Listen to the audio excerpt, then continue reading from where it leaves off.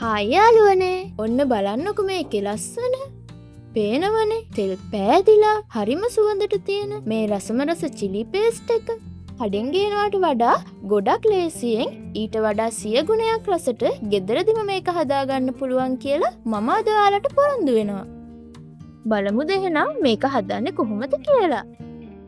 මුලින්ම මම පෑන් එකක් ලිපේ තියලා ඒකට තෙල් කප් එකක් එකතු කරගන්නවා.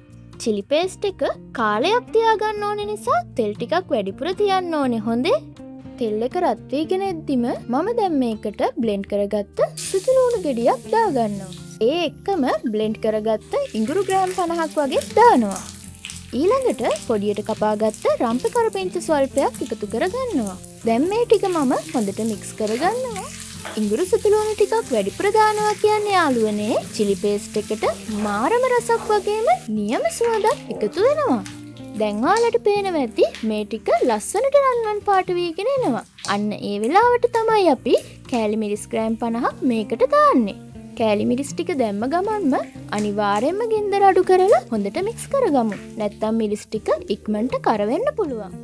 ඊළඟ දේවල් ටික එකතු කරද්දී අපි ලිප පොඩ්ඩක් ඕෆ් කරගන්න ඕනේ. දැන් මම එකතු කරන්නේ කබලි ටිකක් වෙලා බැදලා බ්ලෙන්ඩ් කරගත්ත කූනිස්ස ග්‍රෑම් 50ක්. ඒ වගේම බ්ලෙන්ඩ් කරගත්ත උඹලකඩ වලිනුත් මේස හැඳි දෙකක්. මේ දෙක එකතු කරගත්ත කියන්නේ ඉතින් චිලි පේස්ට් එක මාරම රසයි යාළුවනේ. දැන් ලුණු කුඩු තේ හැඳි දෙකක් දානවා. ඒ එක්කම සෝයා සෝස් මේස හැඳි දෙකක් එකතු කරලා හොඳට මික්ස් කරගමු. බලන්නකෝ ඒ කලර් එක හැදිලා එන ලස්සන. දැන් මේකටම සීනි මේස හැන්දක් දාලා ආයෙත් පොඩ්ඩක් මික්ස් කරගමු. අපි මේ පෑන් එකේ තියෙන රසනෙන්ම තමයි යාළුවනේ මේ ටික මේ වෙලාවේ පිසගන්නේ. ඒක රස ඔක්කොම බැලන්ස් වෙන්න ගොඩක් උදව් වෙනවා. හරි, දැන් මම ආයෙ ලිප ඔන් කරගන්නවා. ගින්දර අඩුම මට්ටමේ තියාගෙන තක්කාලි සෝස් වලින් කප් භාගයක් මේකට එකතු කරනවා. දැන් මේ ටිකත් හොඳට මික්ස් කරගමු. විනාඩි 3-4ක් අපි මේ ටික අඩුම ගින්දරේ පිස ගන්න ඕනේ. ඔන්න දැන් විනාඩි 4ක් විතර යනකොට ඔයාලට පේනවා ඇති මේකේ තෙල් ගතිය හොඳට උඩට පෑදිලා එනවා. අන්න ඒ වෙලාවට මම මේක ලිපෙන් බා ගන්නවා. බලන්න යාළුවනේ මේකේ ලස්සන සුවඳ නම් මුළු කුස්සියම පිරීලා.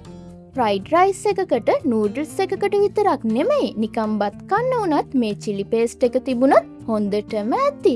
රසට කාලා හැමෝම ගොඩක් සතුටින් ඉන්න. මං ගිහින් එන්නම්. බයි.